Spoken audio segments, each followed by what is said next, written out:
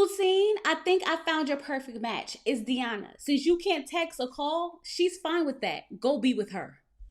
Hey y'all, it's Chloe and we're back with another video. Ready to Love Season 10, Episode 8. Y'all, I'm really trying to get into a rhythm. I really am trying to get into a rhythm because Ready to Love has really messed up my feng shui, okay? But nonetheless, we got some things to get into. But before we do, if this is your first time here, sit back, relax, watch the video through. And if you like what you see and you like what you hear, go ahead and hit that subscribe button. If you're one of my lovely members or subscribers, hey y'all, how y'all doing? I'm doing okay. I'm doing well. And I'm ready to get into it. So let's just go ahead and get into it. So all the women meet up at Tommy's vault, okay? The women had the power this time to eliminate. And at this point, just eliminate all the guys. I feel like we could do a triple elimination and we'll be just fine, okay? But nonetheless, they are going to meet the men's friend this week. And that's important because these are the people they spend the most time with. So the women should really get in there, see what they friends is giving because you are a reflection of your friends. So if your friends is giving Polly, just maybe that's something they into. I'm just saying.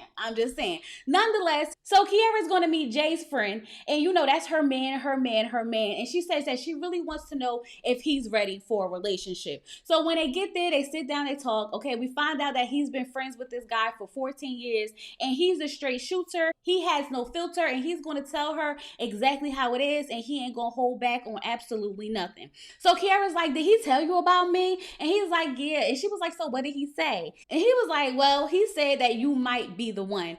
I already made Jay and Kiara a relationship in my head since like episode 1, so I'm here for it. I definitely am here for it, okay? So she brought up his 11-year relationship, and his friend lets her know, like, if that doesn't show you that this man is committed, I don't know what else will show you that. And she's like, well, I mean, I don't know if it was like off and on. I don't know what really happened. And he's like, does it really matter at this point? 11 years just showed that he was willing to put in the work, and he was willing to make this work no matter what, okay? Even when we, his friends, was telling him that he is too young for this, he needs to fall back, he didn't let none of that affect him in his relationship with old girl. And she feels really good about that because it lets her know that he has a mind of his own and that he's going to do what he wants to do and not listen to what anyone else says.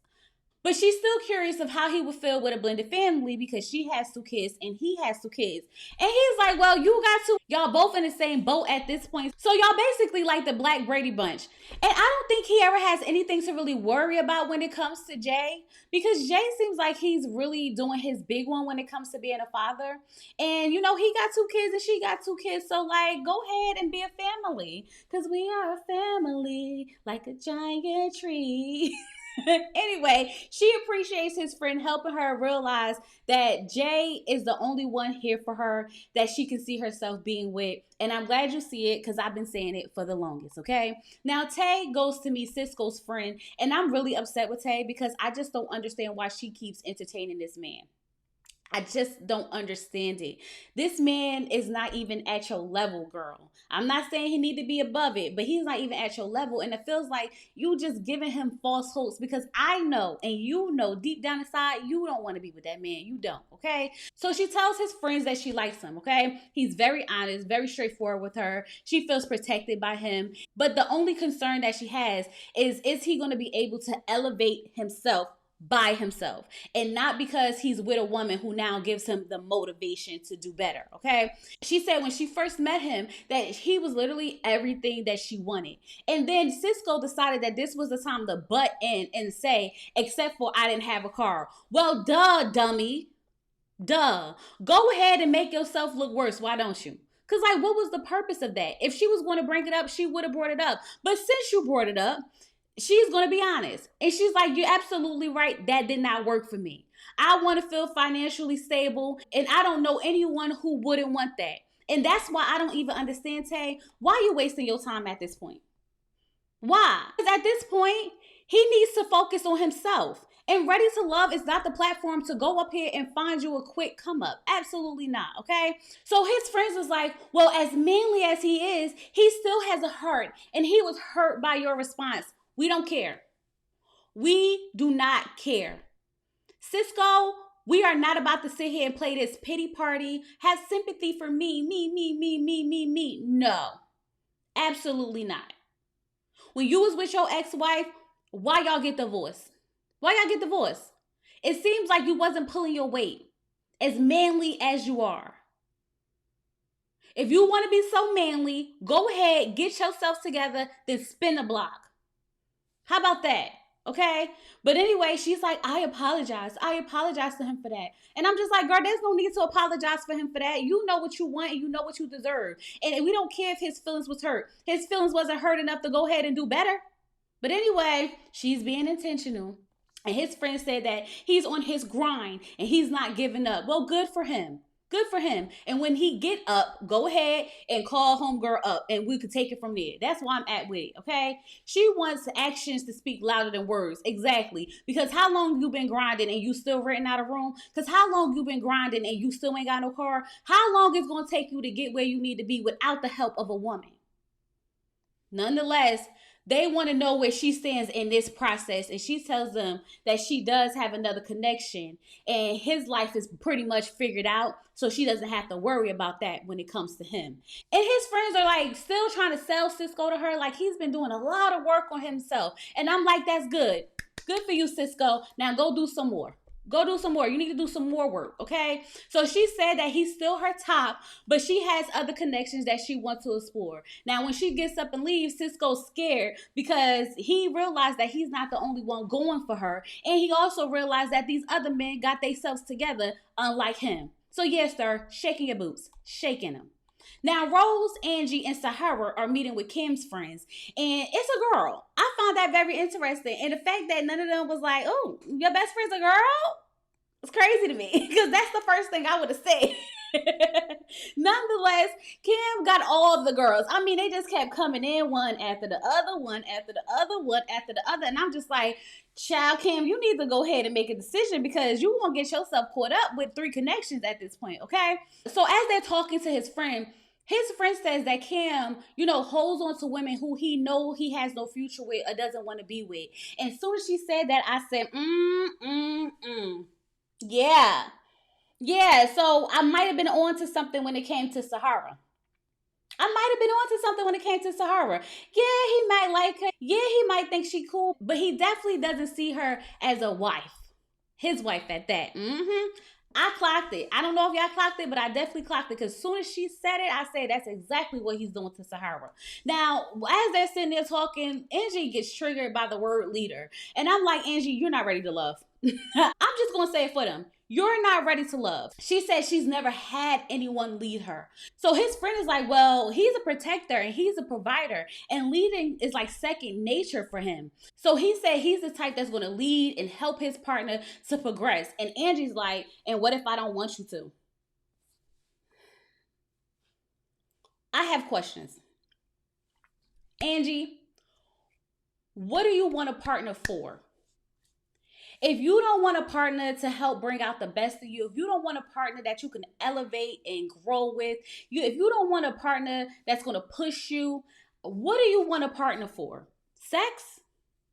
Because it feels like that's the only thing you get excited by. And that's no shade. But if you have a man sitting here telling you that he's a leader, a protector, provider, and you sit here like, but what if I don't want you to? That sounds crazy. So Angie says that it's going to take a strong man to be patient with her. And I totally believe that. But I feel like in the process of that, she's going to end up pushing that strong man away. Okay. Now, Rose said that she takes very good care of her man. And so she wants to know if he can do the same for her. He said that he don't even know. I don't know. Because he's never had anyone take care of him. But Kim, you're a leader. You should know if you can take care of her, right? Yeah.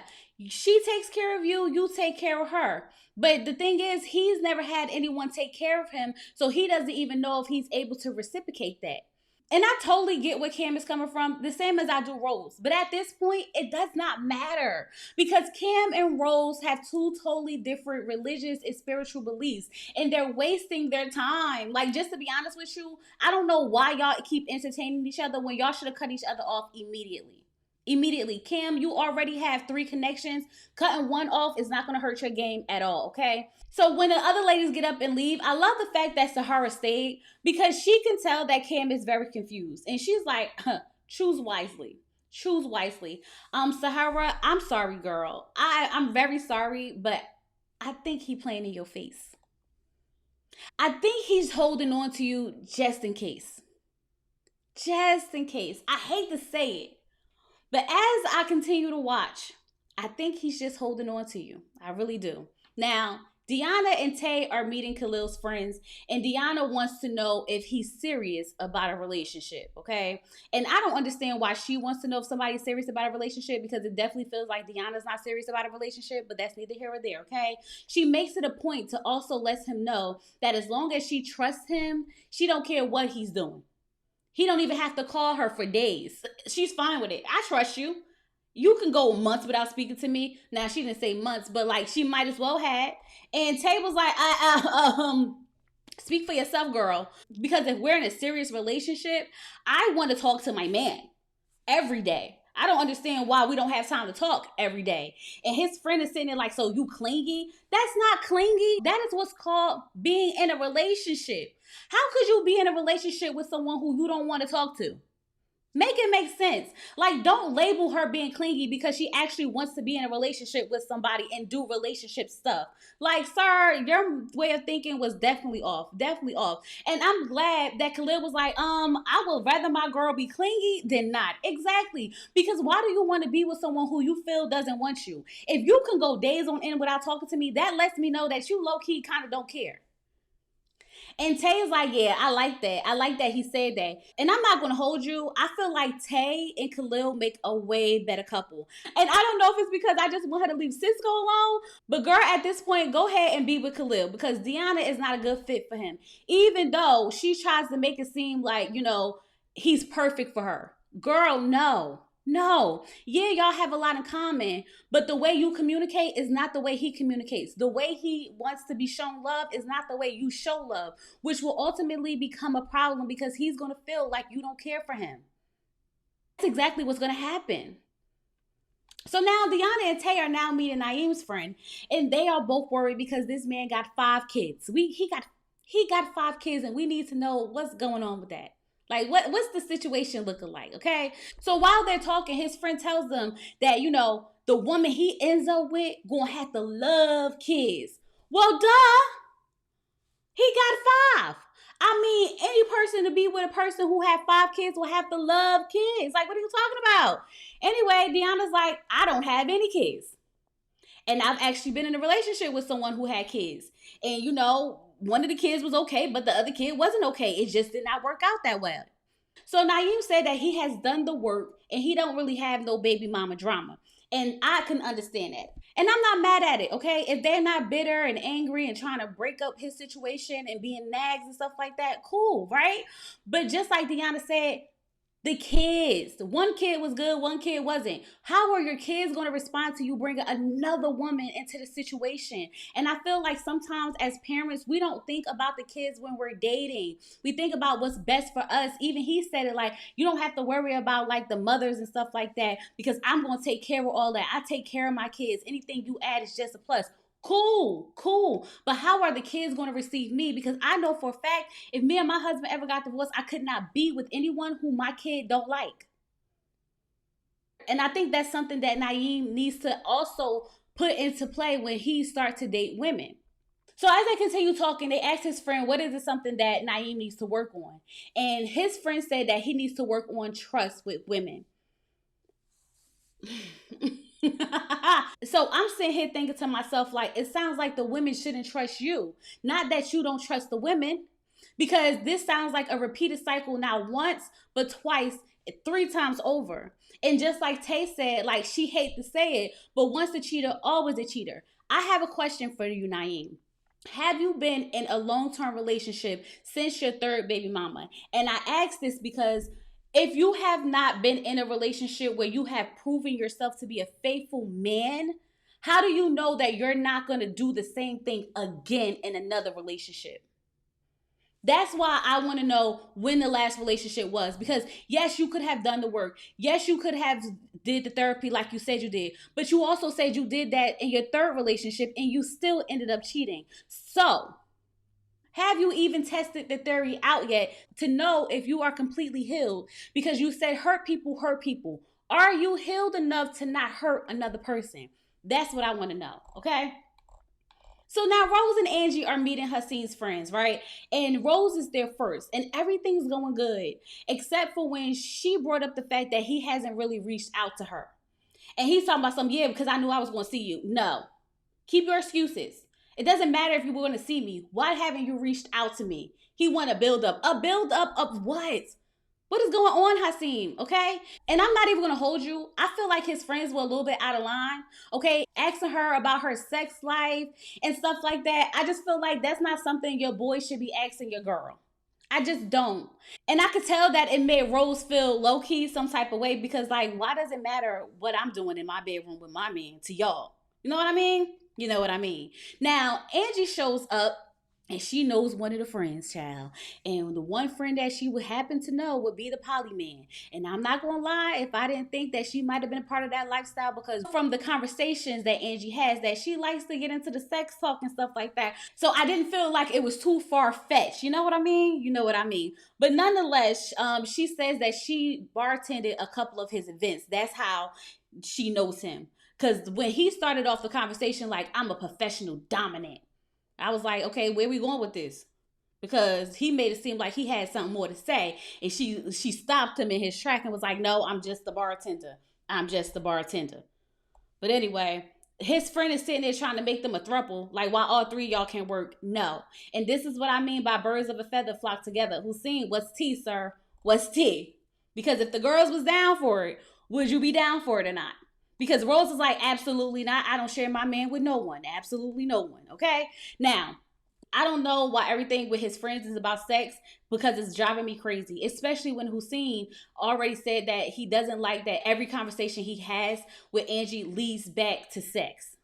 Okay, but Angie seems to be into this conversation because y'all know homegirl gives it up that way, not like in a fast way, and there's nothing wrong with it, but she likes to, talk about sex, but like we all do sometimes. You know what I mean? You know what I mean?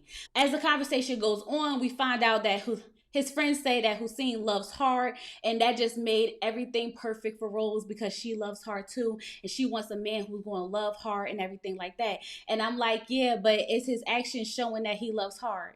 Because if he's the type of person that loves hard and care and stuff like that, why is he not calling you? Why is he not texting you? Like the actions not adding up to the words. You know what I mean? And so even Angie brought up the fact that he's not a good communicator and how he doesn't answer her phone calls as well. And of course, Hussein has excuses upon excuses about how, oh, I just was waiting to see you. Oh, I just wanted the build up. And I'm with Angie. Like, no, I don't have time to play games. I don't have time to play games. Either you want me or you don't. Because if you want to, you would. It's that simple. And I'm with them. Hussein, what's tea, sir? What's tea? If you don't like them like that, that's cool. But don't lead them on. Don't make them think they got a chance when they don't. Because any man that wants a woman is going to put in that effort. Point blank, period. Okay? So the women go back to meet at Tommy's vault, and Tommy wants the tea. What's the tea? Okay? So he starts with Deanna, and she said that she likes Khalil. He's a laid back alpha. He's not making a lot of noise, but he's strong. Okay? Tay said that she definitely felt like Khalil was here for the right reasons. I do too.